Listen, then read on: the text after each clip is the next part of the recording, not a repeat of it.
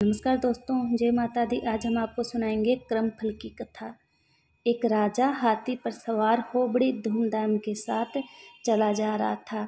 उसका हाथी ही दुष्ट था। जिस समय किसी प्रयोजना से राजा हाथी से उतरा कि हाथी को गुस्सा आ गया और राजा के ऊपर सूंड से प्रहार करने को दौड़ा। राजा हाथी की ये दशा देखकर जान बचाने के लिए वहाँ से भाग गया, किंतु गुस्सा में आए हुए हाथी ने उसका पीछा किया। उसने राजा को एक ऐसे अंधेरे कुएं में ले जाकर डाला जिसके एक किनारे पर पीपल का वृक्ष था, जिसकी जड़ें कुएं के भीतर से निकल रही थी, जो आधे कुएं तक फैली थी। राजा के कुएं में गिरते ही उसका पैर पीपल की जड़ों में फंस गया। अब राजा का सिर नीचे और पैर ऊपर को थे। राजा की दृष्टि जब नीचे को पड़ी तो वह क्या देखता है कि कुएं में बड़े बड़े विकराल काले सांप, विषखोपरे और कछुए ऊपर को मुंह कर रहे हैं, जिन्हें देख राजा कांप गए कि यदि जड़ से मेरा पैर कदाचित छूट गया और मैं कुएं में गिरा तो मुझे ये दुष्ट जीव उसी समय भक्षण कर जाएंगे। जब ऊपर की ओर उसने दृष्टि डाली तो देखा कि दो चूहे, एक काला और एक सफ़ेद, जिस जड़ में उसका पैर फंस रहा है उसे कुतर रहे हैं। राजा ने विचार किया कि मैं यदि जड़ पकड़कर किसी प्रकार ऊपर निकल भी जाऊं तो मतवाला हाथी ठोकर लगाने को ऊपर ही खड़ा है, नीचे सांप आदि जंतु है और जड़ का यह हाल है। निधान राजा घोर युक्ति में फंस गया।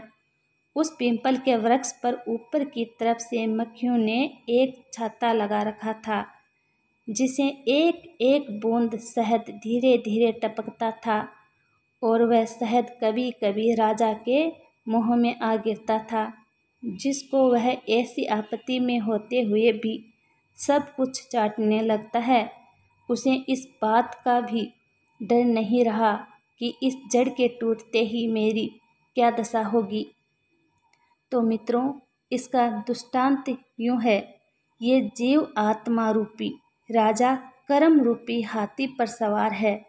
चाहे वह इस सुरमार्ग से ले, चाहे उसे कुरमार्ग से, जिस समय इस कर्म रूपी हाथी से ये उतरा है उस समय कर्म रूपी हाथी इस पर प्रहार करने दौड़ता है और इसे खदेड़कर माता के गर्भाशय रूपी अंधे कुएं में जाकर डालता है।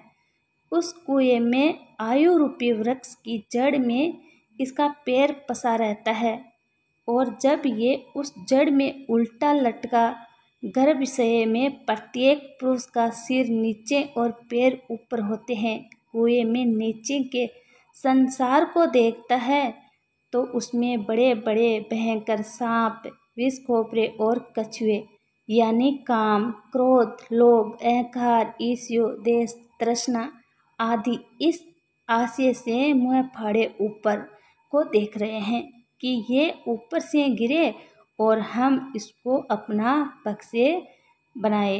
ये देख जीवन रूपी राजा अत्यंत व्याकुल होता है। जब ये ऊपर की ओर दृष्टि डालता है तो इसी आयु रूपी जड़ को दो काले और सफ़ेद चूहे यानी सफ़ेद चूहा दिन और काला चूहा रात, इसकी आयु रूपी जड़ जिसमें इसका पैर फंसा है वह काट रहे हैं। और जब वह विचारता है कि यदि इस कुएं में से किसी प्रकार जड़ पकड़कर निकल जाऊं तो कर्म रूपी हाथी ठोकर लगाने को ऊपर खड़ा है।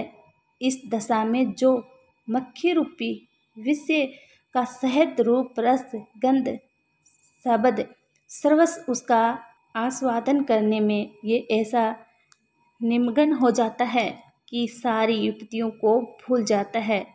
इसे ये भी स्मरण नहीं रहता कि आयु रूपी जड़ कभी कटने वाली है, जिसे गिरकर मैं इन सर्प कछुओं का भोजन बनूंगा। इसलिए हम क्यों ना ऐसा कर्म करें कि जिसे हाथी खदेड़ कर हमें गर्भशय रूपी कुएं में न डाल पाए अर्थात हम लोग ऐसे सत्य कर्म करें जिसे भयानक अंधे कुओं में न जाना पड़े और मोक्ष प्राप्त करें।